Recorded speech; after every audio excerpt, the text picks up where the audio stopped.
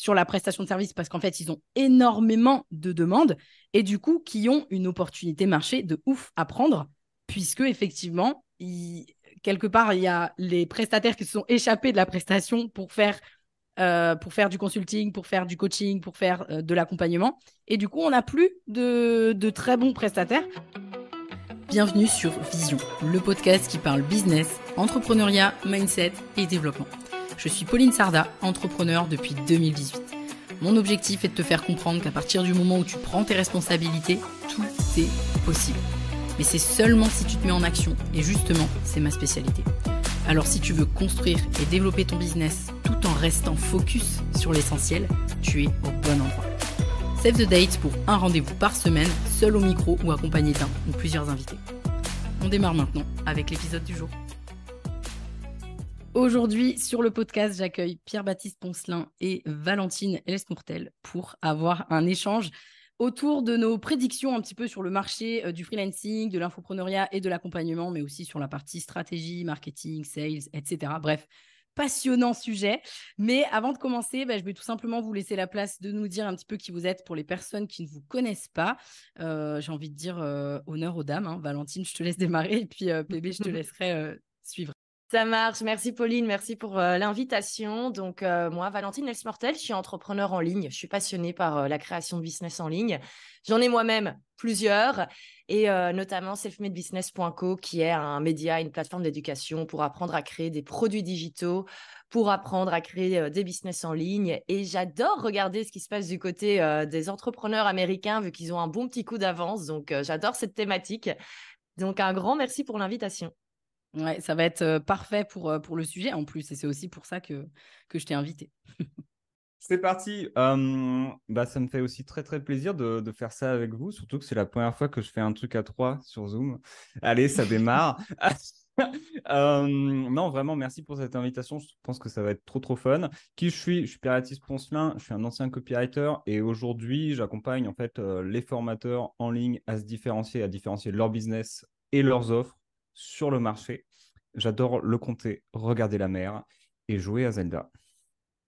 Ah, alors merci PB parce que ce qui me fait plaisir dans ta présentation, c'est que tu as présenté autre chose que juste la partie pro. Et ça, du coup, je trouve ça génial.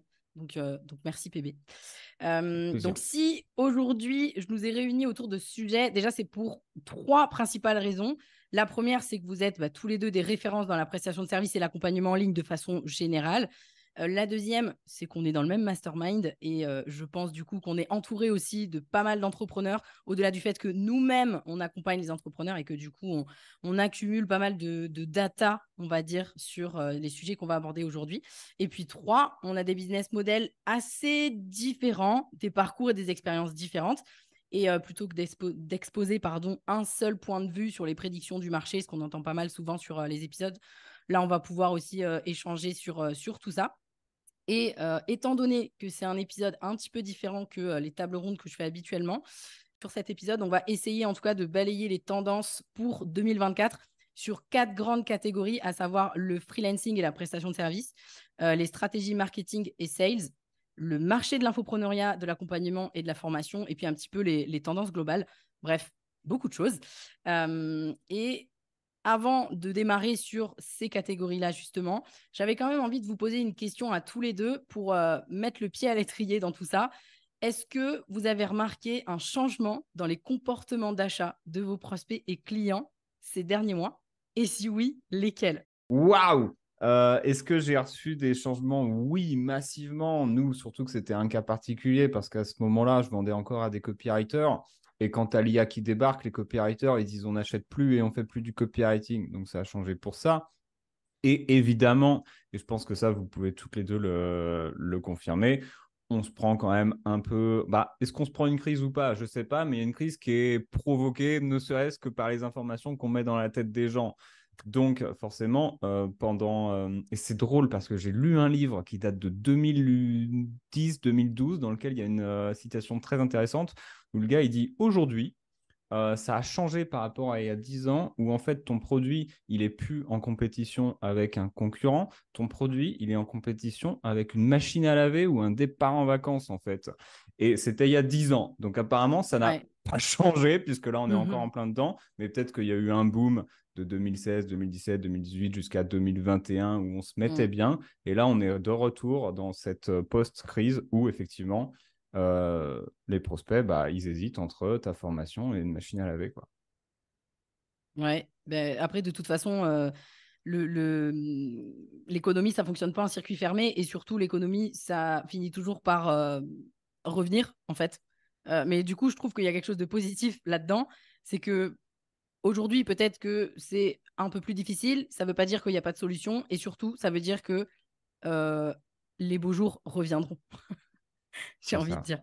Et c'est ça qu'il faut retenir. Bon, Et toi, du coup, Valentine? yeah. Ouais. Déjà, je pense qu'il faut aussi ne pas se dire que c'est vraiment la crise et que les gens n'ont pas d'argent parce qu'ils en ont. Bien Il y sûr. a qu'à voir les gens qui se sont battus pour les places pour Taylor Swift là, quand elle fait sa tournée européenne. Les prix sont hors de prix, les gens les prennent. Moi, j'ai remarqué que mon public prenait beaucoup plus de temps pour acheter, bien réfléchir et bien demander si c'est le bon produit. Qu'il y a vraiment cette Mm. phase où c'est plus on achète comme ça vite, rapidement. Il y a vraiment ce temps de réflexion. Par contre, une fois que les gens ont décidé qu'ils voulaient acheter, ils le veulent maintenant, tout de suite. Donc, on a vraiment, je trouve, c'est pour ça que moi, je suis passée complètement en evergreen. Enfin, mes formations sont disponibles tout le temps parce que je trouve que ça correspond plus à ce besoin de mon audience, en tout cas dans le marché actuel. Ouais, moi, je suis assez d'accord sur le temps de décision qui est plus long. Je remarque aussi que les gens se montrent vraiment en der des der, quoi. C'est-à-dire que ils vont pas montrer de signes d'intérêt comme auparavant ils pouvaient le faire peut-être des semaines, des mois avant. Maintenant, c'est beaucoup plus à la dernière minute. Et effectivement, nous, par exemple, sur le 3-6, on reçoit beaucoup plus de questions qu'avant Mhm. sur OK, est-ce que c'est bien fait pour moi, etc., etc. Mais de toute façon, je pense que ça va un peu avec ce que tu as dit, PB aussi, hein, sur l'aspect économique, probablement. C'est ça. Et tu as un autre enjeu, en fait, où bah, nous, sur notre marché particulièrement, où, OK, tu as cette crise qui est là un petit peu, mais tu as aussi, par rapport à il y a 5 ans, une bah, compétition aussi monstrueuse, où ça y est, tout le monde s'est lancé. C'est-à-dire que, OK, moi, j'arrive sur le copywriting il y a 3 ans, il y a Son Père qui vend de la formation. Aujourd'hui, il y a tout le monde qui vend de la formation. Donc, forcément, les personnes sont plus là en mode, OK, est-ce que ça va vraiment être celle-là la bonne? Parce qu'il y en a aussi, il y Mhm. a compétition avec une machine à laver, mais aussi avec 45 autres mecs et autres meufs. Donc, automatiquement, on se pose plus de questions. Et là, bah, c'est comment toi, sur un marché qui est encore plus sophistiqué qu'avant, c'est-à-dire qu'un haut niveau bah, de sollicitation marketing, on va dire, tu fais pour réinventer la roue et lui recréer de la nouveauté pour qu'ils se disent, ah, en fait, c'est pas comparable avec une machine à laver ni avec les concurrents, quoi. Ouais. Et puis, il y a aussi, je pense, l'effet. Les gens aujourd'hui sont beaucoup plus aguerris sur les démarches marketing, les démarches commerciales, etc. Et bah, ça, de toute façon, je pense qu'on va avoir l'occasion d'en parler sur un petit peu la partie stratégie, marketing et sales. Et du coup, bah, ça me permet d'ouvrir la première catégorie, si je puis dire, qui est le freelancing, la prestation de service. Moi, je vais commencer par une chose. J'ai remarqué, et en tout cas, c'est l'impression que j'ai, qu'il y a un retour en force du consulting. Il a toujours existé, mais il y a un retour en force du consulting et de l'individuel qui est hyper, hyper attendu. Et je vois Valentine qui me dit oui, je suis d'accord. Oui, et même en fait maintenant des formats hybrides. Je crois que maintenant le format gagnant, c'est avoir un peu de formation en ligne, un peu de coaching, et on le voit même, les plateformes de formation sont en train de s'adapter sur Kajabi et même tous les autres concurrents de Kajabi. Maintenant, ils proposent hyper facilement le fait de pouvoir booker des coachings avec les clients, des formations. Donc, on a vraiment cette demande hybride d'avoir un mix des deux et avoir des réponses personnalisées. C'est vraiment Ouais. ça aussi, enfin, d'où le pourquoi du coaching, du consulting, du one-to-one, etc. Et même parce que là, on parle du marché du freelancing, parce qu'on va parler aussi après de la partie infopreneuriat, etc., mais Ouais. ça va s'entrecroiser. Mais même pour les freelances, aujourd'hui, pour améliorer leur process, s'ils veulent rester full indé, parce qu'on parle beaucoup de voilà, vouloir faire croître, etc., si on veut rester full indé, il n'y a rien de mieux que de poser des process et surtout d'utiliser potentiellement effectivement des plateformes qui permettent de donner de la ressource à ses clients et pour autant, on n'est pas dans de l'infopreneuriat. Donc, je te C'est rejoins clair. complètement là-dessus. C'est clair. Et ça, vous allez me dire, vous, votre avis là-dessus. Parce qu'il y a cette tendance, et même moi, je suis le premier à vendre une formation en consulting. Je suis là, il faut faire le consulting. Et en même temps, je vois cette espèce de tendance de marché où ça fait 2-3 ans que de plus en plus de freelances sont là à dire, j'en ai un peu marre de faire du done for you, tu vois, de Ouais. vraiment faire de la prestation, donc je vais faire du consulting. Et que tu as les clients en face qui sont là, putain, fait quand même chier, parce que moi aussi, je cherche un prestataire quand même qui va faire les choses pour moi. C'est quoi votre point de vue par rapport à ça? Vous n'avez pas aussi l'impression de voir cette tendance aussi de on veut faire du consulting et en face, bah, il y a de la grosse place qui se libère, quoi.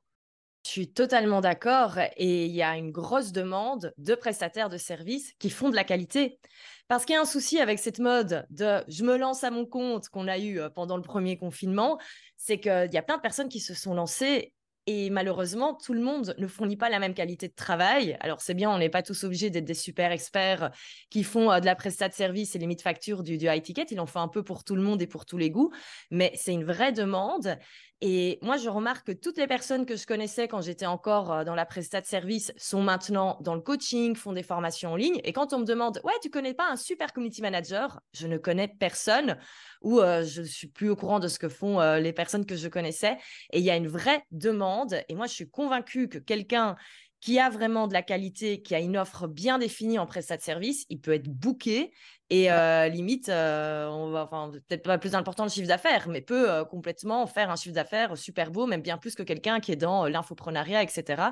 Parce que nous, on sait en plus, étant de l'autre côté, à quel point c'est compliqué de trouver quelqu'un qui fait de la Ouais. qualité. Bah, en Ouais. fait, ça vient créer effectivement, trop bonne question PB, parce que ça vient créer une sorte de trou sur le marché. Moi, je le vois avec, voilà, ça fait quoi? Ça fait 2 ans et demi que j'ai commencé à m'entourer, avoir une équipe, etc. Et j'ai combien j'ai de j'ai 3 prestataires avec qui on travaillait qui sont partis pour faire de la formation en ligne ou pour partir sur de l'accompagnement. Et là où je vois, moi, où nous, on récupère finalement cette partie de prestation, de prestation et de Done for You, c'est sur le 3-6, on a une partie de nos membres qui veulent rester sur la prestation de service parce qu'en fait, ils ont énormément de demandes et du coup, qui ont une opportunité marché de ouf à prendre puisque effectivement, quelque part, il y a les prestataires qui se sont échappés de la prestation pour faire du consulting, pour faire du coaching, pour faire de l'accompagnement. Et du coup, on n'a plus de très bons prestataires. Moi, je sais par exemple qu'en ce moment, on a une autre copywriter qui s'appelle Valentine, qui est juste génialissime. Et j'ai trop peur, et j'espère que tu écouteras Valentine cet épisode, j'ai trop peur qu'elle se casse pour faire de l'infoprenariat, parce qu'en fait, elle est excellente dans ce qu'elle fait et que nous, on a envie de la garder. Donc, clairement, il y a un gros sujet là-dessus. Et je pense que si il y a un truc à retenir de ce qu'on est en train de dire, c'est que si vous aimez ce que vous faites, que vous êtes dans la prestation de service, que vous êtes freelance, que vous êtes bon dans ce que vous faites et que vous aimez faire de la prestation, parce que ça, c'est important, ne pensez pas que vous ne pouvez pas développer votre business sans rester dans la prestation. Parce qu'il y a ça aussi, c'est l'injonction à la formation en ligne, l'injonction à l'accompagnement qui fait que il y a aussi beaucoup de freelances qui sont persuadés qu'ils ne peuvent pas se développer s'ils restent full indé. Et d'ailleurs, PB, tu as soulevé cette question-là. Toi, tu es passé par cette phase-là. Tu as été agence et Ouais. ensuite tu es repassé là-dessus. Mais la différence, c'est que tu as testé le mode agence et que toi, au final, tu t'es rendu compte Ouais, que ça ne te plaisait pas. Tu vois? Et je c'est pense ça. que bah, pour le coup, tu peux en parler. C'est ça, c'est que j'aurais pu continuer la prestation de service si j'aimais ça, mais en fait, ça me C'est faisait ça. chier au Voilà. plus haut point. Donc, forcément, quand tu te sens que c'est pas à ta place, que finalement tes clients, ça redevient comme si tu avais un patron quelque part dans ta tête, même si oui, c'est toi qui es en charge de ta boîte, même si oui, tu es indépendant. Quand tu as un client qui te paye 8000 balles ou plus pour une prestation, bah, tu peux te mettre quand même la rate au courbouillon et vivre comme si tu avais quand même quelque part une forme de patron qui te met la presse. Ou alors c'est toi qui vas te mettre la presse tout seul. Maintenant, c'est vrai que beaucoup d'indés font cette erreur, puisque moi, quand je suis quand même passé à l'agence, à la formation, je faisais 12 000 balles par mois. Mhm. Là, ça devient intéressant de peut-être, et encore, changer le modèle avant d'augmenter les tarifs. En fait, le problème, c'est qu'aujourd'hui, tu as plein de freelances, ils sont là, ils font 2 000, 3 000 euros, et ils disent, OK, j'ai atteint vraiment le palier maximum du freelancing, et du coup, maintenant, je vais faire de la formation. Mais pas du tout, tu peux Pas du tout. vraiment Ouais. rajouter un zéro, quoi. Mhm. Et c'est ça le piège dans lequel ils tombent en se disant, ouais, je vais pouvoir faire plus d'argent, ça va être plus facile, et puis je vais décorréler le montant de mes actions. Mais excuse-moi, quand tu factures un truc 12 000 balles et que tu bosses toujours 25 heures par semaine, ben, ton temps décorrélé de tes actions, ça reste quand même beaucoup plus intéressant que la formation en ligne, quoi. Ouais, complètement. Totalement d'accord. Si je peux partager, moi, quand j'étais encore prestat de service full-time avant de me mettre sur le business en ligne, je faisais les 6 chiffres en bossant 20-25 heures par semaine. Ben voilà. Déjà. Et Ça voilà. me Et fait après, plaisir que c'est tu le parce dises. que j'ai. Mm. Mais c'est parce que j'aimais pas bosser pour les autres. J'avais toujours l'impression, tu sais, je me sentais pas 100% à mon compte. J'avais vraiment besoin de créer mes propres choses et de vendre les propres choses que j'avais créées. Mais honnêtement, nombre de fois où je me dis, ouais, j'étais pas un peu plus cool quand j'étais freelance. Je me relancerais pas dans le community management, quelques clients, les 10 cas par mois qui tombent et puis on est tranquille. On a juste à poster entre guillemets. Bien sûr, c'est pas que ça, hein. Mais il y a quand même une pression qui est moindre en trouve, hein. Je trouve quand on est dans la prestation de service. Donc vraiment, on le redit, les personnes qui aiment ça, mais surtout continuez. On a besoin de vous Ouais. et surtout continuez de kiffer ce que vous faites et autorisez-vous à scaler jusque où vous avez envie de scaler. Enfin, Ouais. augmenter juste vos tarifs, quoi. C'est Ouais, tout. alors après, il n'y a, pas- Yes. y a pas que ça, mais oui, il y a aussi l'augmentation du tarif, effectivement, qui fait partie des possibilités d'évolution. Donc, si je devais résumer, on a le retour du consulting, enfin le retour. Je ne sais pas si vraiment on peut parler de retour, mais on va dire qu'il y a beaucoup de demandes sur du consulting aujourd'hui. Ensuite, il y a la possibilité d'optimiser ses process en mixant les formats pour pouvoir rester indé. Tu vois, on parlait tout à l'heure de n'hésitez pas, même si vous êtes freelance, de mettre en place des. Alors, moi, je ne suis pas sur Notion, mais des espaces Notion qui vont avec toute la ressource pour vos clients. Et vous avez tout un tas de ressources qui vont vous éviter de répéter, de perdre du temps, de machin, Ouais. bref, tout ça. Et puis, le fameux trou sur le marché où en fait, finalement, prenez votre place sur ce trou, sur le marché. Je pense que c'est ce qu'on peut retenir finalement sur la partie freelancing. Est-ce que vous avez un truc à ajouter là-dessus ou on est bon? Il y a peut-être un point, finalement, le deuxième point que tu as dit, qui est super intéressant, où effectivement on rajoute des process et quelque chose qui était très en vogue 2018-2019, on a arrêté d'en parler, mais en fait, faites bosser vos clients, tu vois. Même dans la prestation, tu peux faire bosser tes clients pour que derrière tu puisses mieux bosser. Et ça, on l'oublie de plus en plus, en fait. Ok, tu peux donner un Mhm. exemple? Un exemple, bah moi par exemple, quand je faisais de la presta en copywriting, je faisais passer mes clients par à l'époque, c'était 88 questions. Là, je les ai réduits en 47, mais disons 47 questions. On se prenait, par exemple, du temps sur Zoom pour y répondre. Mais genre, limite, je pouvais envoyer ça, envoyer à la personne, OK, là, tu as une semaine pour me le remplir. Ensuite, on fait un Zoom et je creuse où il me manque des éléments. Et c'est lui qui va me faire tout le taf parce que les 47 questions, moi, c'est vraiment un brouillon de page de vente, en fait. Ouais, Mhm. une Donc, grosse base easy, pour quoi. pouvoir faire ton travail derrière. Exactement. Et ça, il y en a qui oublient aussi un peu. Ils vont aller chercher à gauche, à droite. Mais non, on fait bosser ton client, en fait. Grave, je valide. Valentine, tu as quelque chose à Totalement. ajouter aussi ou... Non, vous avez, je pense, résumé tout ce qu'il y avait à dire. Vous m'avez presque motivé à me remettre dans la prestation de service, là. Quelle mauvaise idée. C'est parti. Allez hop, on lance un business en plus. C'est ça. Ok, bon bah maintenant on va pouvoir partir sur, même si on en a un petit peu parlé, parce que forcément il y a des ponts hein, entre le freelancing, l'infopreneuriat, l'accompagnement, etc. Mhm. Mais là on va plutôt se focuser sur l'accompagnement et l'infopreneuriat. C'est quoi la première tendance qui te vient pour l'année à venir, Valentine? Alors, au niveau pur infoprenariat, c'est le retour des tout petits produits digitaux. En gros, ce qui se faisait avant cette fameuse année 2020 où tout a basculé, où on a juré que par les offres signatures, il fallait avoir qu'un seul cours en ligne et on parlait que de ça. Alors, on peut toujours l'avoir, mais c'est important d'avoir un écosystème d'offres. Et là, en ce moment, je vois que ça, et je vois que ça aux États-Unis. Toutes les filles qui font la même chose que moi dans le même domaine, elles ne parlent que des petits produits digitaux. Et alors, on n'est pas du tout sur les promesses, les 6 chiffres et tout. C'est vraiment ajouter un premier 1000, 2000 euros par mois avec des petits produits digitaux, un truc facile à créer, facile à mettre en ligne. Et comme ça, tu commences à construire ton audience.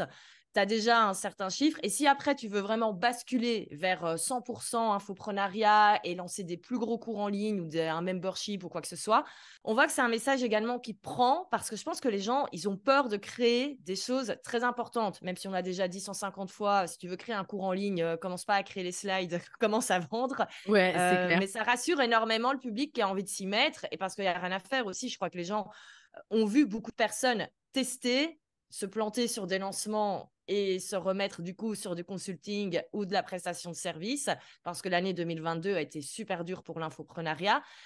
Et ça prend vraiment beaucoup. Et d'un côté, tu as aussi le public qui est là pour acheter ces petits produits, qui n'a pas forcément envie de tout de suite acheter une formation à 1000, 2000 euros, voire plus, et qui se dit, ouais, je veux bien tester un truc à 40, 47 euros pour juste voir la qualité.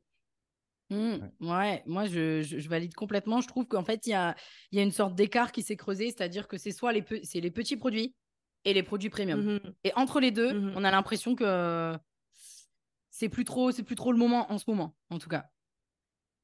Eh ben, je suis pas tout à fait d'accord. Chez Selfmade, l'offre qui se vend la mieux, c'est une offre à 400 euros TTC, qui est Ouais, mais justement moi, entre les deux et qui est une 400, super passerelle justement vers l'offre à plus. bah, tu vois, moi, 400, je l'aurais mis dans les.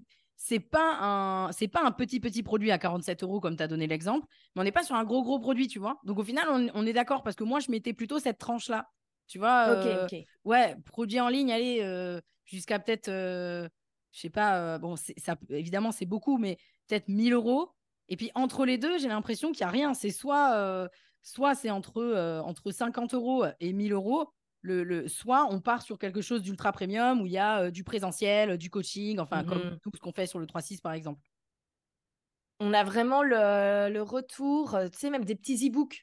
Les e-books à 15 euros, que nous, on a répété pendant 2 ans, on ne va pas créer des e-books. Et pourquoi? Parce qu'en fait, maintenant, il y a vraiment des choses où on peut scaler super vite au niveau de l'audience. Mais ça, on y verra dans le marketing. Mais Ouais. donc, moi qui ai aussi répété pendant 2 ans, ne faites pas des petits e-books, ne vendez pas des petites masterclass à 30 euros. Ben si, en fait, teste et vois si ça te plaît parce qu'il y a il y a de la demande. Justement, je suis curieux là, vous avez ouvert la boucle et du coup, je suis curieux d'avoir votre retour là-dessus. Puisque moi, j'ai la croyance que justement, 0 300 euros, voilà, produit d'information, 0 300 euros sans accompagnement, formation en ligne, bam boum, ça tourne encore, tu vois. Plus tu te rapproches des 300, plus ça commence à pêcher un peu parce que concurrentiel. Ensuite, jusqu'à 1000 euros, pour moi, de mon intuition, il se passe plus rien. Tu essayes de vendre, les gens n'achètent pas, et après, tu es sur du 1000 euros avec de plus en plus d'accompagnement, c'est-à-dire que des trucs qu'avant, on vendait 1500 balles avec rien en Oui. accompagnement. Ouais. Aujourd'hui, pour 1000 balles, tu as du coaching, tu as des trucs, tu as des machins.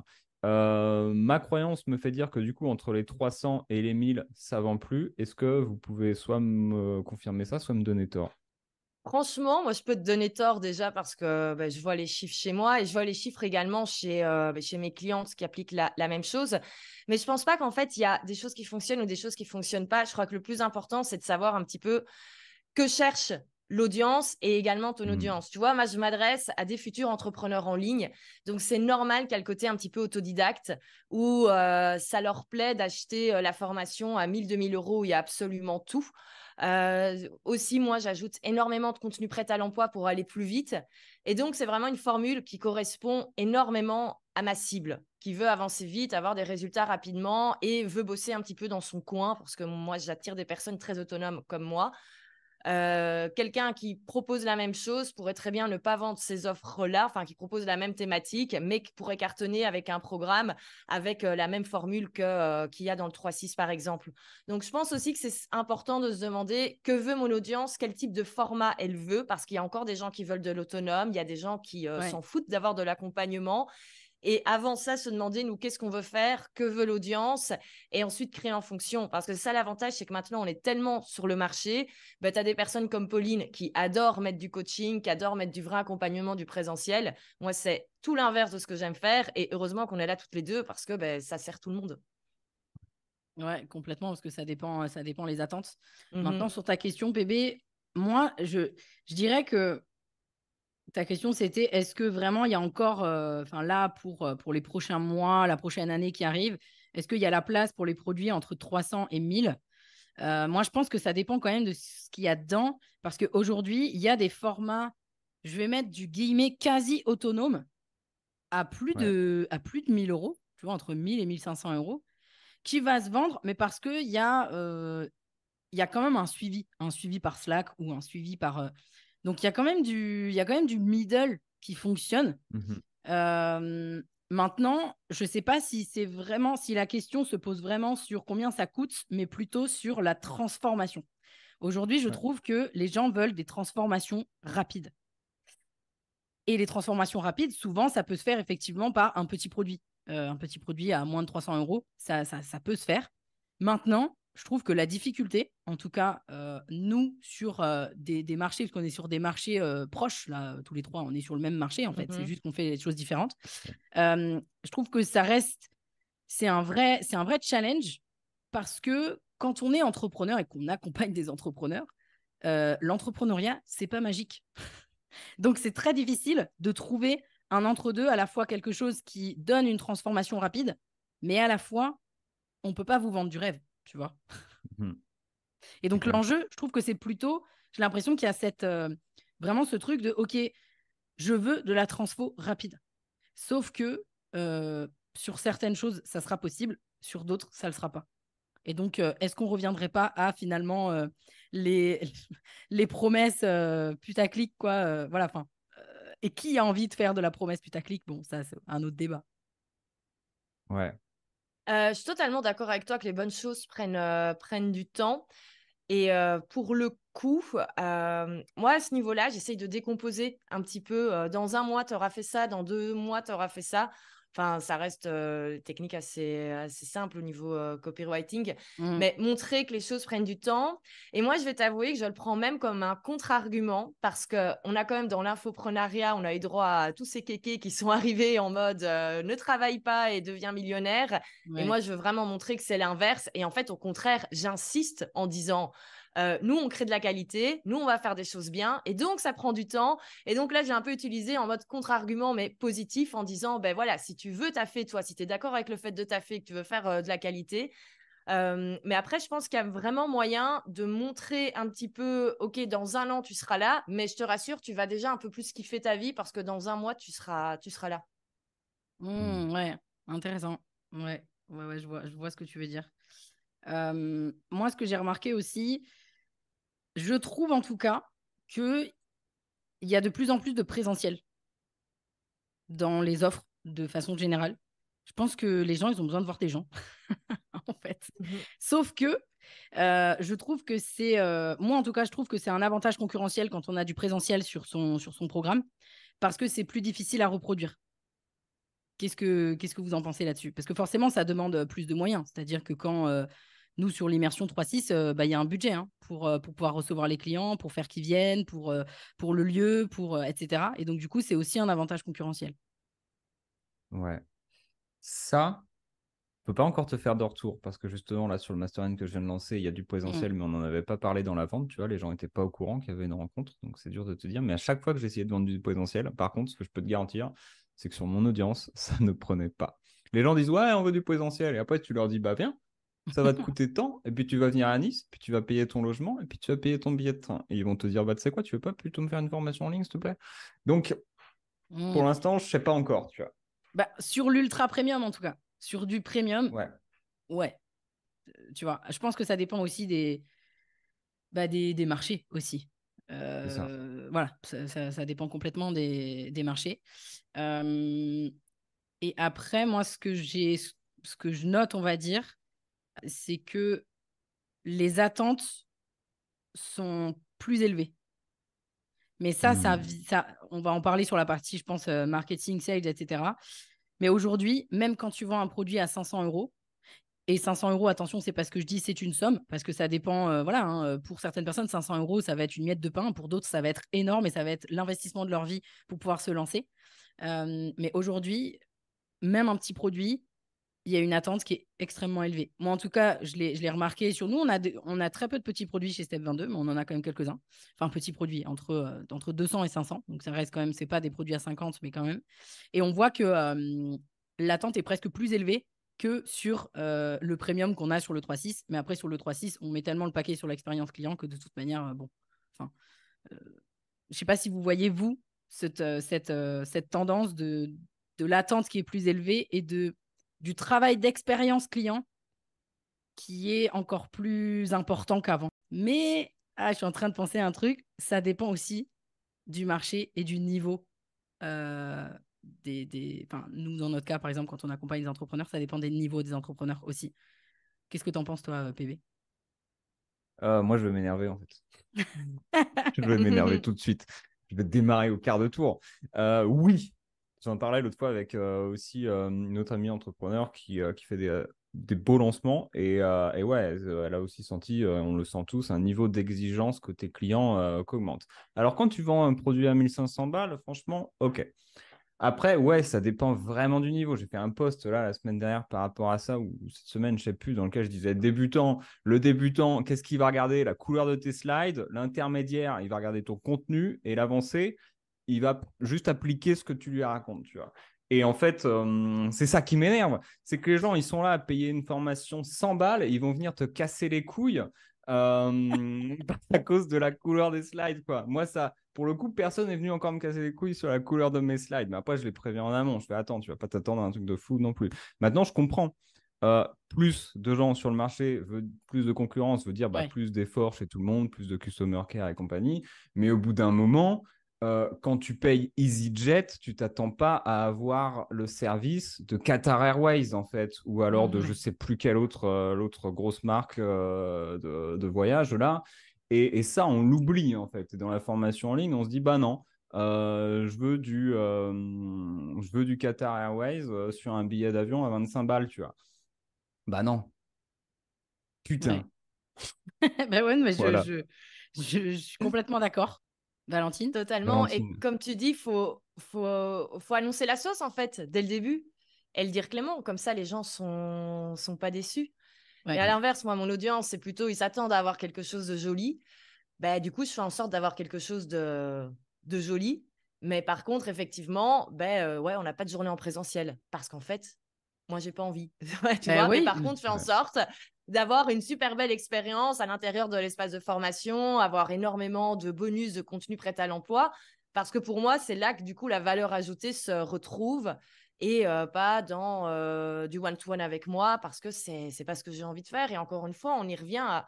Je pense que si on crée le bon produit qui est aligné avec nous et qui est aligné avec les besoins de notre clientèle Ouais, idéale et de ce toujours. qu'elle a besoin en Bah ce oui. moment, en fait, ça continue de se vendre. Ouais, bah on Mhm. revient à la base, hein. Mhm. À La la base, base. la base du marketing, la base d'avoir un business. Si votre offre, elle répond à personne, bah, ça ne marchera pas, ça c'est clair. Et nous, par exemple, sur Dynamite 45, donc notre challenge de 45 jours pour construire son offre et trouver des clients, on met dès le départ, et c'est dans l'onboarding d'ailleurs, où on explique, ne t'attends pas à avoir 50 000 templates à t'approprier, tu en auras quelques-uns, mais tu auras les essentiels. Et nous, ce Ouais, qu'on veut, c'est qu'à la fin des 45 jours, tu aies des clients. Donc, que ça soit c'est beau ou ça. pas beau, c'est pas ça qui va changer ton résultat. Et nous, du coup, on annonce direct.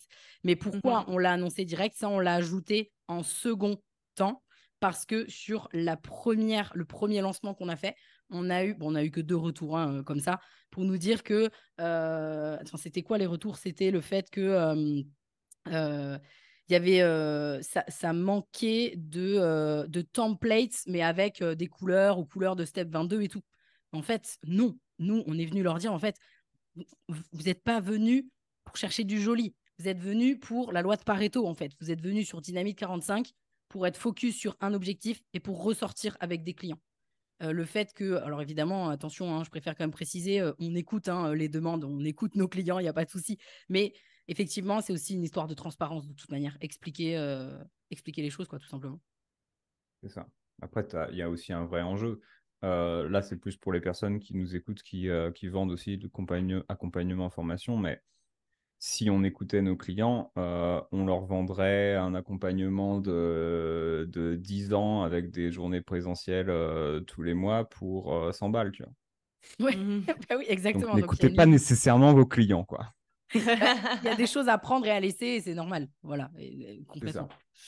Ok, donc et vous allez compléter la petite liste là que j'ai faite. Donc concrètement, ce qu'on retient là sur la partie infopreneuriat, c'est le retour des petits produits digitaux. Maintenant, j'ai envie quand Mhm. même de faire une petite parenthèse là sur les petits produits digitaux. Effectivement, je pense que ça revient pas mal, mais il y a quand même une histoire et peut-être que tu as un avis là-dessus, Valentine.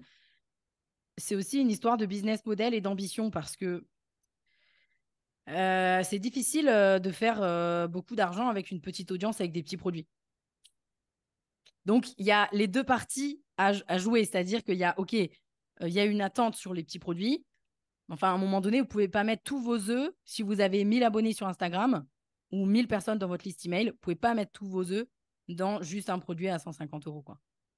Ouais, sauf si tu craques le code et que ta communauté explose en quelques Exactement. mois.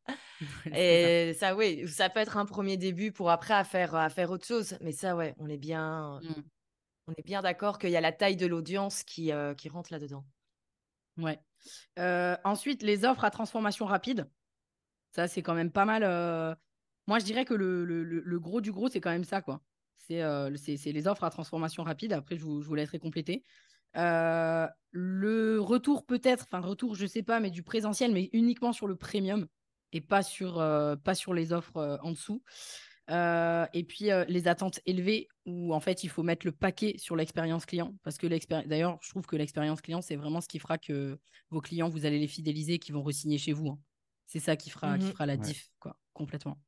Je suis bien d'accord. Et ça va dans tout. Souvent, les gens pensent que l'expérience client, c'est rajouter des lives en plus, mais non. Rien que le fait de recevoir les bonnes infos quand tu t'inscris, mais 80% des gens chez qui on achète un produit digital et une formation, ils reçoivent pas les accès ou ils reçoivent le mail 3 heures plus tard ou ils ont une page de confirmation qui est juste dégueulasse. Alors, je sais que tout le monde n'a pas besoin d'avoir du joli partout, mais ça fait partie de l'expérience client. Et en fait, on n'a pas obligé d'avoir tout à 2000%, parce que sinon ça devient too much et on Ouais. inonde les gens d'informations.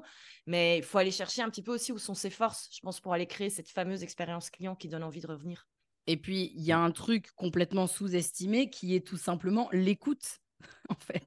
Ouais. Écouter ses clients, être là pour eux quand ils en ont besoin, c'est sous-coté, mais c'est la base, en fait. C'est clair. Tu avais un truc à ajouter, PB, là-dessus?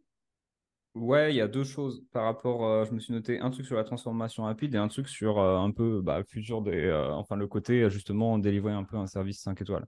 Sur la transformation rapide, je vois une tendance au-delà de la transformation rapide, c'est l'utilisation rapide. Ou limite, il n'y a même plus de transformation, il y a juste tu prends mon machin, tu l'utilises Ah et ça oui. fonctionne. En Ah, tout mais cas, c'est complètement. l'idée que tu vends. Là, il y a Mhm. Dorian qui vient de vendre ça, Dorian Baker, qui a Ouais, sorti je sais plus, 25 ou 50 templates de Customer Care pour 50 balles. ouais. Tu es là, mais en fait, vas-y, j'achète direct parce que j'ai juste à prendre, j'ai les modèles, bam, boum, fin du game. Moi, j'ai pareil avec des emails. Tu prends les emails, bam, boum, fin du game. Tu Mhm. n'as pas besoin d'apprendre, tu as juste à appliquer, en fait. C'est aujourd'hui, de toute façon, tu n'es plus au stade non plus où tu es là pour former les gens. Tu es là aussi pour leur donner les moyens d'atteindre les résultats. Et donc, tu mâches massivement le travail. Plus tu balances du modèle, plus c'est facile à vendre, quoi. Ouais, ouais, là, je valide complètement et c'est Ah hyper ouais, important que tu les rajoutes. Ouais, parce qu'en ouais, fait, les ouais, templates, ouais. c'est clairement en grosse tendance, quoi. Ouais. Et pour moi, ça rentre même pas en fait dans l'infoprenariat. C'est un autre style de business. Là, on Ah est Ouais. ouais? vraiment dans la vente de produits digitaux. Pour moi, c'est plus même créer un e-shop à la limite. Au lieu de vendre des fringues, Mm. tu vas vendre les produits Ah ouais, digitaux que tu as créés. Mais non, non, ouais, c'est vrai. totalement d'accord. Et alors, il y a même pour l'instant une grosse tendance dégueulasse qui arrive des États-Unis. Ça, c'est pas très beau. C'est que maintenant, on te crée des formations en ligne prêtes à l'emploi que tu peux juste modifier les couleurs et ensuite tu peux les revendre. Et donc, la promesse, c'est en Ah, 2 jours, ton cours en ligne est là et tu peux le revendre. Ouais, ouais, on Excellent. arrive. ouais, bah c'est En du fait, il y a des template, choses. hein. C'est C'est du du template, en fait. template Ouais. et voilà. Et donc, il n'y a plus aucune création et tout. Et donc là, et je me demande s'il n'y a pas un petit système MLM derrière où il faut la personne de base qui a créé le cours que tout le Ouais. monde va revendre. Ah Enfin, ouais. voilà. Mais donc, ouais, à ce niveau-là, il y a aussi des choses pas très belles qui arrivent. Mais par contre, au niveau prêt à l'emploi, ça, j'avais pas pensé à le dire, mais moi, je vois pas mal de choses dans le design et dans le web design, où en fait, si tu veux, des web designers vont créer des packs de sites internet, de pages de vente, un petit peu des squelettes, des bases, entre guillemets, pour commencer, qu'après, chaque designer peut acheter, un peu retravailler pour créer plus vite, justement, des sites pour les clients ou pour créer plus vite d'autres templates qu'ils vont revendre. Et donc, on est encore une fois dans ce fait de créer des offres pour aller encore plus vite et concrètement générer du cash encore plus rapidement. C'est Ouais, ça. le prêt à l'emploi, quoi. Direct. Ouais, ouais, ouais. Et oui, il y avait un deuxième élément, pardon. Donc effectivement, des trucs à emploi rapide. Et le deuxième élément, c'est que quand même là, si tu veux parler un peu par exemple, du futur de l'infoprenariat, c'est qu'on est quand même sur une tendance où tu as les startups qui nous ont... Ah si, bref, je fais un petit feedback juste avant. J'ai un pote là avec un client qui fait tout le marketing de son client. Ils vendent des produits d'information, ils vendent des programmes de muscu, tu vois. Avant, ils faisaient en mode formation, lancement, page de vente et tout. Il a passé tout ça sur un e-shop. Il a explosé son chiffre d'affaires, quoi. Pas d'email, rien. Tu as tous les programmes qui sont à dispo. Les gens, ils font leur magasin, ils achètent le programme, fin du game. Donc ça peut être intéressant pour certaines personnes. Est-ce que tu peux pas prendre tes trucs et le faire au format e-shop? Apparemment, pour certains, ça fonctionne. Ah ouais, smart, franchement, hyper intéressant. Ouais. Ah ouais. Maintenant que j'ai dit ça, le deuxième élément, du coup, par rapport là, ce qu'on disait sur le customer care, sur le service Ouais. 5 étoiles, c'est que là, tu as les startups qui regardent les infopreneurs et qui disent, alors vraiment, c'est ce qu'ils disent, c'est pas sympa pour nous, mais ils disent, putain, ils vendent de la merde et ils font énormément d'argent, alors que nous, on vend des trucs stylés et on n'y arrive pas, quoi. Du coup, qu'est-ce qu'ils sont en train de faire? Reprendre les modèles infoprenariaux, business model infoprenariaux, et bah aussi potentiellement vendre de la formation. Qu'est-ce qu'ils font les startups? Les startups, faire de la marge, ils s'en branlent.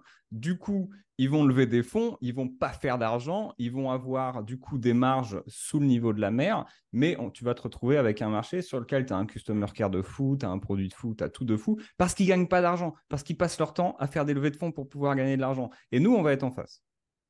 Qu'est-ce que ça veut dire pour nous? C'est que nous, quoi qu'on fasse, dans tous les cas, aujourd'hui, on est dans un quand même changement pour l'infoprenariat où avant, tu faisais 80% de marge. Et franchement, plus les années vont passer, plus ta marge, tu l'oublies et on va tomber sur des marges à peu près habituelles de 30% max, tu Ouais, tu penses que les marges se réduisent.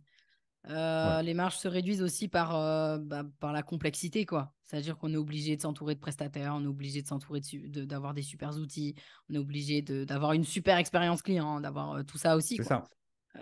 Bon, tout C'est en ça. sachant qu'au 30%, c'est C'est déjà déjà très bien. top, hein. Ouais, ouais, non, C'est déjà top. c'est déjà top, mais c'est sûr que peut-être que les marges tendent à baisser. Ouais, Ouais, possiblement, ouais, c'est clair. voilà. Bon, on a fait un bon tour là quand même, je pense, sur cette partie-là. Maintenant, on peut attaquer ma partie favorite, à savoir la stratégie marketing et les sales. C'est quoi qui vous vient là en premier dans les tendances un petit peu et peut-être les choses qui ont changé là? Moi, je Valentine. vois une grosse tendance au niveau des Reels. Encore une fois, hein, dans mon marché, infoprenariat, etc. Et ça que je te disais, on peut vraiment, en fait, maintenant exploser assez rapidement parce que Instagram adore. En fait, là, c'est nouveau Reels. C'est un petit peu, tu prends une vidéo de stock, toute simple, et tu vas ajouter une phrase un peu putaclic, mais en même temps, c'est ce qui fonctionne sur Instagram, du style si tu vends ton cours en ligne autant par mois, tu peux faire autant, ou alors tout simplement des phrases un peu punchline, etc. Tu mets ça sur un audio tendance. Écoute, moi, j'ai mes Reels, là, ils m'ont amené 200, 250 nouveaux followers. Pas tous, bien sûr, Hmm. exactement la cible, mais quand même énormément de personnes. C'est là que je suis en train de me dire, il faut que je mette en place des petites actions un peu plus, aller directement discuter avec ces nouveaux followers parce que j'en fais rien, au lieu de juste les envoyer vers ma masterclass. Mais on a un peu en ce moment, et je pense que c'est vraiment une tendance à prendre très rapidement maintenant, avant que ce soit saturé. Et avec ce nouveau type de Reels, on retrouve exactement l'effet boom qu'il y avait au tout début des Reels, mais en fait, il fallait danser comme sur TikTok, ce que moi, j'ai jamais fait. Et là, quand je vois les résultats, c'est assez fou. Et c'est là que du coup, tu arrives à... Après, il faut avoir une stratégie. Il faut voir aussi la stratégie. Est-ce que tu veux faire du mainstream? Est-ce que tu veux créer Ouais, une c'est ça. communauté? Et là, on en parlera parce que je pense que tous les changements qu'il y a au niveau positionnement, il y a pas mal de choses à dire. Mais si on a envie d'aller un petit peu plus sur du mass et avoir cet aspect communauté, on crée une grande communauté sur notre compte Instagram, il y a complètement moyen de le faire. Et il y a constamment en fait des nouvelles tendances qui arrivent. Là, je te donne l'exemple du moment. Mais en fait, on peut, si on a envie vraiment de s'y mettre, on peut très vite créer des très belles communautés en ligne. Après, tu parles des Reels, mais moi, je pense que ça s'étend aussi au poste tout court. Je m'explique. Je trouve que il y a eu une période, c'était quoi? Peut-être, je sais pas si je suis bien là dans le timing, mais je dirais peut-être 4 ans, où les citations, ça fonctionnait bien, les trucs très simplistes, très minimalistes, ça fonctionnait bien. Et puis il y a eu une période où non, ça marchait pas du tout. Et là, j'ai l'impression qu'on revient à des contenus ultra minimalistes Yes. qui se consomment très rapidement, qui peuvent se partager, qui sont viraux en fait. Et nous, on Mhm. l'a remarqué particulièrement parce que, par exemple, sur Instagram, on a eu une période où on faisait énormément de carousels, mais limite, honnêtement, limite, les carousels, je peux les vendre tellement il y a de la valeur dedans. C'est des tutos, le truc. Aujourd'hui, tu fais ça, flop total. Ouais. Plus tu Mhm. donnes de valeur, limite, moins ça marche. Plus tu fais du minimalisme, mieux ça marche. Et du coup, je trouve que ça Ouais. rejoint ce que tu es en train de dire là. C'est-à-dire revenir à Yes. quelque chose de simple, efficace. Ah ouais, mais moi je suis trop contente. C'est la fin du contenu éducatif. Moi je détestais. D'ailleurs, c'est pour ça que j'ai jamais fait beaucoup de carrousel sur mes réseaux parce que j'ai toujours détesté ça. Et écoute, on revient au type de contenu que je faisais il y a 8 ans quand j'ai Ouais, débuté comme voilà. community manager. C'est exactement. Et moi je me souviens, les pages Facebook de mes clients, on postait des citations rigolotes, des vidéos inspirantes, etc., etc. Et cetera. Et c'est exactement ce qui est en train de revenir. Et c'est ce qu'on appelle en fait sur Instagram les comptes thèmes où tu vas plutôt partager plein d'infos très rapides, très virales des mèmes et même voire même reposter des contenus de célébrités, de machin et tout, Mm. tout par rapport à ta thématique pour attirer un maximum de personnes. Et c'est le contenu qui fonctionne en ce moment et qui est hyper facile à créer. Écoute, moi, j'ai même une ancienne Miss France qui a partagé une des citations du compte Selfmade. Ah ouais, ben, Moment du de Trop coup, bien. victoire. Mais comme quoi la viralité. c'est clair. Alors, je vais pas te donner de remarques sur Instagram parce que moi, je suis nul en Instagram, hein. J'ai découvert tout à l'heure que les hashtags, apparemment, ça fonctionne encore. Donc, pire gars pour ça. Néanmoins, par contre, si tu me dis market, il y a un truc. Il y a un truc, et là, je vais totalement prêcher pour ma paroisse, hein. Il faut se former massivement aux fondamentaux du marketing et du copywriting, qui Oui. sont deux éléments: la sophistication du marché et le niveau de conscience des prospects. C'est les deux seules choses. Et surtout le niveau de sophistication du marché. Pour le contexte, qu'est-ce que c'est la sophistication du marché? C'est à quel point ta cible va être habituée à recevoir des informations marketing, de la vente au sujet d'un produit. Par exemple, ma mère va sur LinkedIn, Brigitte, 62 ans, elle arrive sur LinkedIn, quelqu'un lui envoie un message et lui dit: bonjour, j'ai une super opportunité pour vous. Je peux vous apporter des clients. Ma mère, elle va faire: il est trop gentil, ce garçon. Tandis que ça, c'est un niveau de sophistication peu élevé. Tandis qu'un niveau de sophistication très élevé, c'est quoi? Bah, je pense que c'est nous trois. Toute autre personne qui travaille un peu dans le market ou qui peut être active sur LinkedIn, choses comme ça. Mm. Ou tu reçois le message: bonjour, je peux vous apporter des clients. Et tu vas dire: putain, va te faire enculer, laisse-moi avec ta Ouais, merde, en fait. ça marchera pas. Ouais. C'est ça. Et c'est que ça, que ça, que ça. C'est-à-dire que là, on arrive sur beaucoup de marchés à un niveau de sophistication élevé. Comment tu fais pour te démarquer à ce niveau-là? Bah, c'est simple, tu le fais via ta différenciation et comment toi tu te crées un océan bleu dans un océan rouge en étant comme personne d'autre, comment tu crées une offre en étant comme personne d'autre, et aussi comment tu fais en sorte que là où du coup il y a 10 000 formations qui proposent tous la même solution, ou 10 000 produits qui proposent la même solution, c'est toi, comment tu vas créer une nouvelle solution. Tu vois, on arrive à un stade où on peut plus non plus faire des grosses promesses, où limite on baisse les promesses et on fait péter le mécanisme, la solution sur lequel, ok, moi je te promets un peu moins que les autres, mais là je te garantis que ça va marcher grâce à ça. Mhm. Tu vois. Et voilà. Ouais, ouais, carrément. Carrément, carrément. De toute façon, là, quelque part, on revient encore aux fondamentaux, hein, mais en même temps, c'est la base. C'est tellement la base. Et moi, ce que j'ai remarqué aussi, c'est quand même le retour massif à l'appel de vente. Je souris parce que l'appel de vente, pour moi, c'est un basique, c'est-à-dire que ça marchait il y a 50 ans, ça marchera dans 100 ans encore, parce que c'est la vente pure. Mais je trouve qu'il y a de plus en plus besoin quand même. Ça rejoint à ce qu'on disait tout à l'heure, où on disait pour les freelances tout à l'heure, où on disait ils posent beaucoup de questions. Enfin, je ne sais plus exactement à quel moment on en a parlé, mais les prospects posent beaucoup de questions, etc. Et en fait, la meilleure manière de lever des objections, même si on peut le faire avec le copywriting, ça reste quand même d'avoir les gens en appel, même si ça ne fait pas tout. Et je ne suis pas en train de dire à toutes les personnes qui nous écoutent de faire des appels de vente pour des produits à 50 balles. Pitié, non. Ne faites pas ça. Mais je trouve qu'il y a un gros retour à l'appel de vente qui se fait de plus en plus sur sur les produits, notamment en infopreneuriat, mais pas seulement, parce que dans le freelancing, c'est quasiment obligatoire. Est-ce que vous avez remarqué ça, vous? Alors, moi, je déteste les appels de vente. Et Je donc, sais. je compte pas en mettre et j'ai pas envie d'avoir quelqu'un qui le fait à ma place.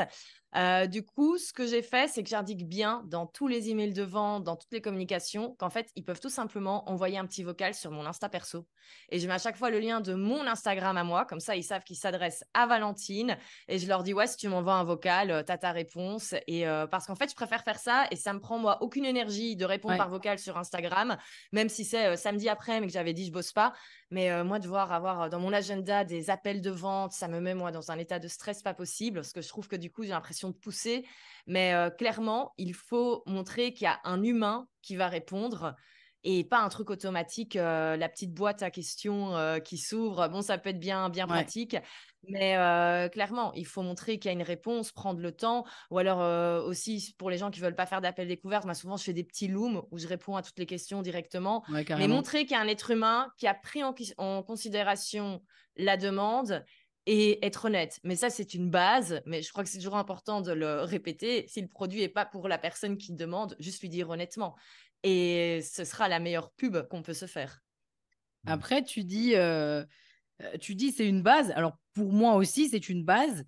Mais il y a eu quand même je sais pas, un âge d'or un peu où il n'y avait plus de personnalisation du tout, en fait. C'était que des FAQ et des emails qui sont envoyés tous les mêmes à tout le monde. Et ça fonctionnait. Aujourd'hui, quand même beaucoup moins. Et ça rejoint un des points dont je voulais parler, qui était la personnalisation, la conversation. En fait, bougez-vous, allez parler aux gens. Allez parler aux gens, allez les chercher. Et d'ailleurs, ça, je pense que non seulement c'est d'actu déjà, et ça le sera encore là sur l'année qui va venir, mais c'est encore une fois quelque chose qui fonctionnera toujours. Et je rebondis sur ce que tu as dit sur le fait d'envoyer des messages vocaux. Oui, clairement, ça peut être une super alternative. En plus, si c'est toi qui réponds, c'est carrément une bonne chose. Clairement. Et là, tu as mis le doigt sur un truc, mais vraiment, tu as dit, oui, les appels de vente pour traiter les objections, c'est bien, mais certes, tu peux aussi le faire avec du copywriting, tu vois. Problème, c'est que comment tu vas traiter les objections sur une page de vente si tu n'as jamais personne qui te les a dit auparavant. Merci. Tu es obligé de faire ces putains d'appels de vente. J'en ai fait une Ouais. newsletter la semaine dernière sur ce sujet et j'ai été le premier à faire cette heure. Là, pendant un an, moi, franchement, appel de vente, j'étais là, non. Et du coup, pendant un an, je ramais à faire des offres quand même qui se vendaient bien. J'ai dit, bon, vas-y, c'est bon, je vais faire des appels de vente. J'ai fait des appels de vente, mais en fait, c'est des appels de vente soit pour vendre, soit pour recueillir des informations sur ton prospect, ses objections, ses désirs, ce qu'il a déjà acheté, son problème, comment il en parle. Tu as tout ça. Et là, moi, par exemple, OK, un an, je rame à faire des offres qui cartonnent mieux quand même, puisqu'on périclitait un petit peu. Paf, je fais ça, je fais une offre dans la foulée, meilleur lancement ever. Ça a été quoi la différence? J'ai parlé avec mes prospects. Et c'est ça qui crée ton copywriting aussi derrière. Si tu ne peux pas vendre une offre au téléphone, tu ne peux pas la vendre sur une page de vente. Point barre. Ouais, ben oui. Basique, mais tellement important. Tellement important. Moi, il y a un truc aussi que j'ai un petit peu noté, c'est, je le trouve en tout cas, une inefficacité grandissante de la publicité, des ads. Je trouve que, alors, je vais parler plutôt pour le B2B, donc a priori plutôt pour les personnes qui nous écoutent, qui sont en B2B. Dans le B2C, ça fonctionne encore quand même bien. Le coût des leads n'est pas élevé. Le niveau justement de sophistication n'est pas élevé non plus. Donc, ça fonctionne. Mais je trouve qu'en B2B, ça fonctionne de moins en moins. Et surtout, les tunnels de vente qui suivent derrière sont moins efficaces, demandent plus d'optimisation. Et surtout, moi, je pense que ça a toujours été le cas, mais pour moi, c'est l'avenir du nurturing, à savoir pour les personnes qui nous écoutent, la différence, c'est qu'au lieu de convertir vos clients tout de suite, je grossis le truc, vous allez les convertir avec plus de mois, plus de travail au corps. Et en fait, bon, le truc, c'est que ça va faire le ménage parce qu'il y en a beaucoup qui ont la flemme d'attendre, mais le business, c'est ça. Et je ne sais pas si vous avez remarqué ça. Je fais le lien entre l'ADS et les tunnels de vente. Ça va. Voilà, donc là, on ne parle pas vraiment de tendance parce que je n'ai pas la réponse au moment où on enregistre, mais je trouve qu'il y a un changement par rapport à ça. Moi, je suis assez d'accord avec toi. Alors, moi, personnellement, je ne fais pas d'ads, mais c'est un retour que j'ai énormément. Ou alors, les ads, oui, amènent des personnes, mais des personnes pas qualifiées. Ce qui n'est pas intéressant parce que nous, avoir, que ce soit dans de l'accompagnement ou dans une formation en ligne, des personnes pas qualifiées, même si elles achètent, super, on a vendu notre truc. Mais après, elles ne mettent pas en place, on n'a pas de témoignage pour commencer à montrer, et puis c'est juste pas cool. Donc, effectivement, ça, et surtout que ça attire pas les bonnes personnes parce que c'est trop rapide. Tandis qu'un bon contenu, et moi, c'est ça que j'aime avec la création de contenu, c'est que les gens peuvent vraiment aller tout écouter et se faire une idée aussi, parce que je pense qu'il faut matcher aussi avec la personne chez qui on va suivre l'accompagnement, chez qui on va acheter la formation. Et c'est pour ça que moi, je crois vraiment plutôt au taux de conversion long grâce au contenu organique, mais qui arrivera à un moment donné et qui, de toute façon, va être de plus en plus grand vu que l'audience va grandir, plutôt qu'effectivement aller taper de la pub vite fait, bien fait, sauf sur des tout petits produits digitaux. Ça, ouais, j'y crois encore. Je pense qu'il y a moyen d'encore avoir des résultats, mais dès qu'on est sur des offres un peu plus signature avec une vraie transformation, non, l'organique, pour moi, encore de très beaux jours. Ouais, complètement. L'organique plie le game. L'organique pliera toujours le game. Organique. Par contre, sur la pub, moi, j'ai plus un point de vue nuancé par rapport à ça, où je connais pas mal de gens qui, justement, sur du Facebook Ads et compagnie, ils font que ça. Ils cassent le game, tu vois. T'en as, ils sont là, ils te font 2 millions à l'année. Il y a 1 million en pub, il y a 1 million, du coup, pas en bénéf, mais en tout cas, il y a aussi 1 million encaissé derrière. C'est du B2B aussi ou t'as les deux? T'as l'exemple sur les deux? B2B2C, tu vois. Ouais, parce que j'ai remarqué quand même que ça fonctionnait extrêmement bien sur le B2C encore et B2B2C, mais full B2B, c'est pas la même, c'est pas la même, je trouve. Ouais, ça c'est sûr. Après, moi je suis d'avis que c'est sûr, ça se teste toujours. C'est bien pour faire fonctionner mieux quelque chose qui fonctionne déjà. Maintenant, dans tous les cas, si ton business repose uniquement là-dessus, tu es quand même sérieusement. Après, on peut dire pareil pour l'organique, mais encore plus, tu es quand même sérieusement dépendant. Et ton business est dépendant des régies publicitaires. Et ça, c'est un problème. Ouais, alors effectivement, tu parles de l'organique, ça peut aussi fonctionner sur l'organique, mais à une certaine mesure. C'est-à-dire que oui, l'organique, si votre business est full organique, ça manque de, comment dire, ça manque de sécurité commerciale, on va dire. C'est-à-dire que vous savez jamais à quelle sauce vous allez être mangé au niveau de la visibilité de vos contenus. Donc, c'est pour ça que c'est toujours important d'avoir un suivi commercial, d'avoir une stratégie commerciale à côté qui fait que, et moi, c'est une question que j'aime bien poser. Évidemment, la majorité des gens qui nous écoutent sont en ligne. Donc, mais je vais quand même poser la question. Posez-vous la question si demain, vous n'avez plus vos réseaux sociaux, comment vous faites pour aller chercher vos clients. Et les réponses que vous allez avoir vont vous permettre de mettre en place des éléments importants de commerciaux, en fait, purement commerciaux. Donc là, ça rejoint un peu l'organique où on parlait de ça. Je me suis éloignée du sujet, mais c'était important que je donne le truc. Mais effectivement, même moi, dans le mastermind, là, l'année dernière, on a vu énormément de boîtes qui fonctionnaient que sur l'ADS et qui se sont cassés la figure. Donc, c'est important. De toute manière, je pense que c'est valable maintenant, c'est valable hier, c'est valable demain. Construisez-vous une table avec 4 pieds et pas juste avec une, parce que sinon, ça peut vite piquer. Et là, on sort carrément des tendances stratégie, marketing et sales. Ok, on a fait le tour de pas mal de choses. Je vais vous laisser bien sûr la possibilité de venir ajouter là un petit peu au résumé toutes les choses dont on a parlé. Donc j'ai noté le retour des citations et du minimalisme dans le contenu. J'ai dit des citations, mais en tout cas contenu minimaliste et peut-être que le contenu vraiment, comme je disais tout à l'heure, voilà, le contenu d'inspiration, exactement. Bon, le storytelling, hein, c'est vrai qu'on n'en a pas parlé, mais bon, le storytelling, je sais, tout le monde en peut plus, mais bon, ça fonctionne partout hein, et ça fonctionne tout le temps. Deuxième chose, bon, évidemment, c'est la base, mais écouter son marché et s'adapter au niveau, notamment de la sophistication des prospects, comme tu l'as dit, PB. La personnalisation et la conversation, je mettrais aussi les appels de vente là, dans ce point-là.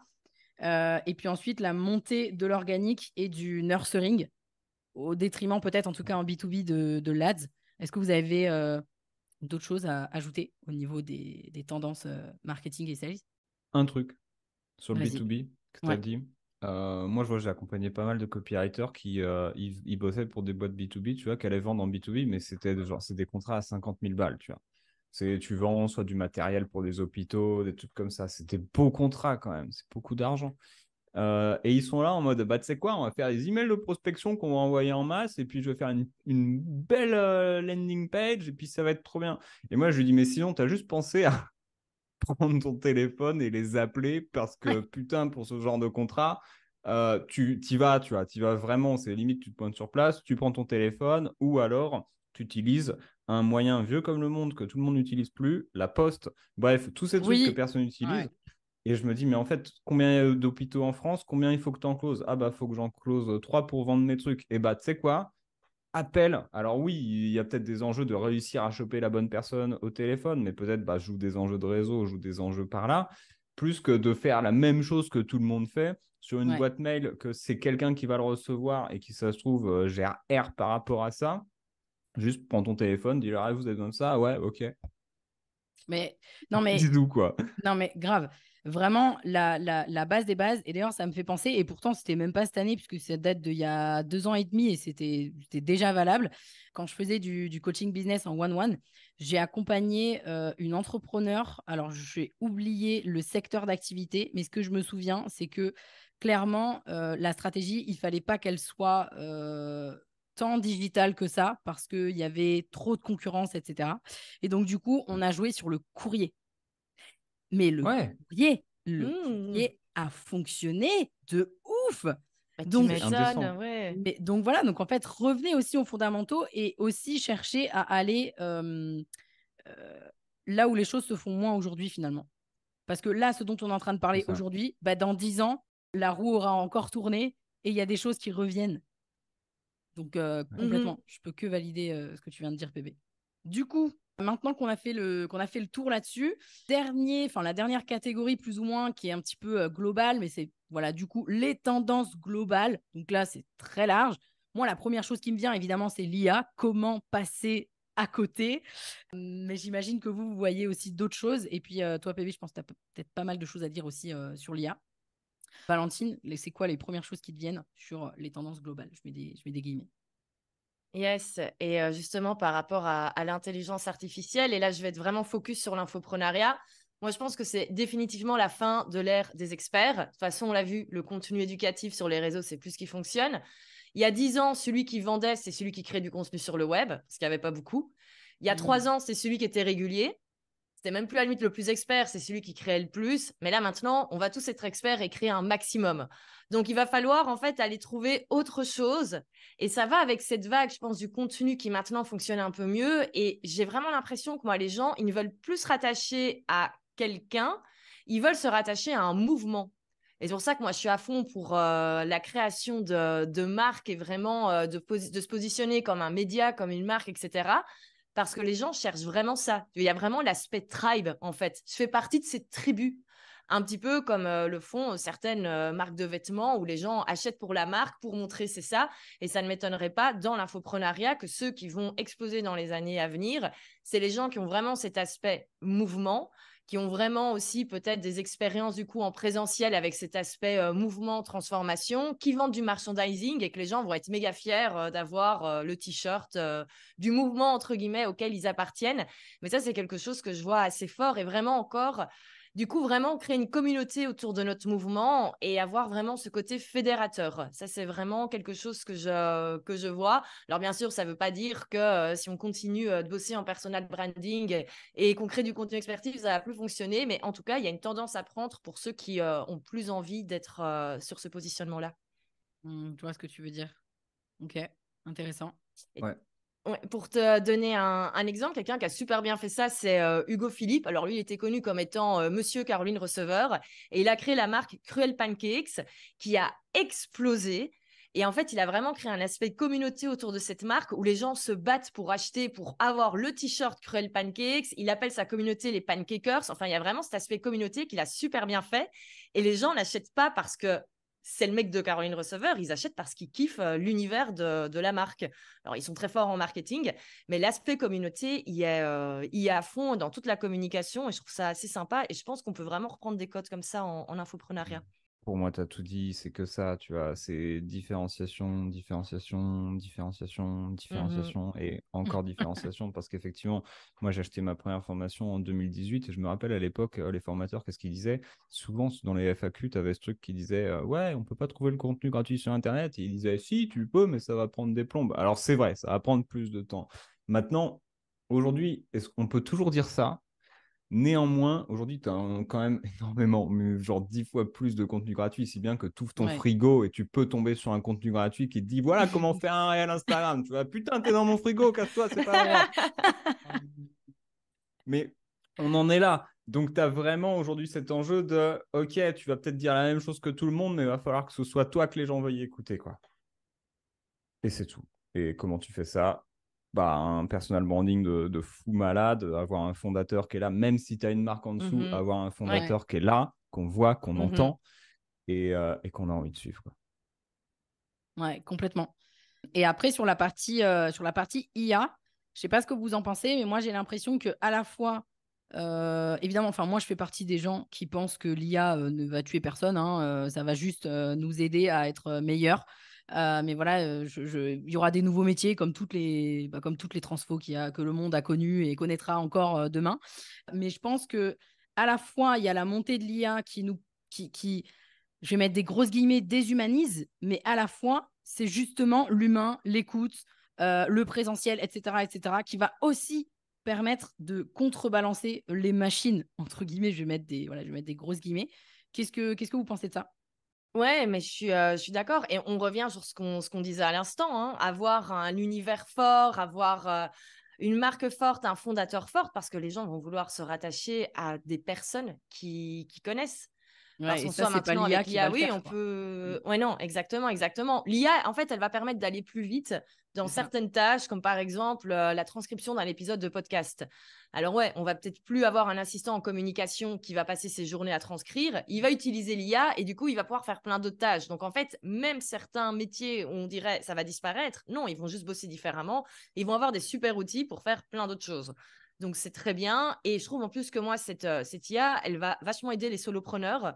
Il ne faut pas oublier qu'il y a énormément de personnes qui ont envie de rester solo, qui n'ont pas envie justement de pouvoir construire cette équipe, machin et tout. Et ça va Ouais. permettre d'aider énormément et qu'ils puissent aussi un peu prendre leur revanche sur les gens qui adorent avoir une grosse équipe et qui avaient 4-5 personnes qui les aidaient sur les réseaux et du coup, ils ont pris une place importante.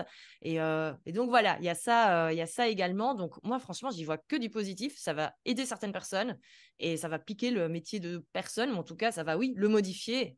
Bah oui, il va Mais évoluer. Voilà, ouais, mais pour les ouais. personnes qui nous écoutent, qui sont dans des métiers où voilà, l'IA, et vous le percevez comme un problème, moi je pense que prenez-le, travaillez avec et vous allez vous améliorer en fait. Comment tu vois les choses, toi, Mhm. bébé? Je pense que les gens qui se sentent en danger, ils se sentent en danger.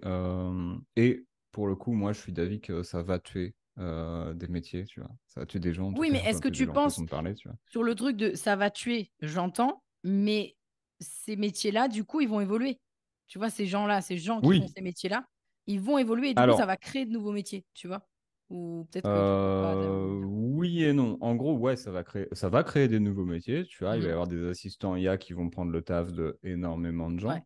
Mais ça va tuer, en fait, ça va pas forcément tuer les métiers, ça va tuer les gens médiocres à ces métiers, en fait.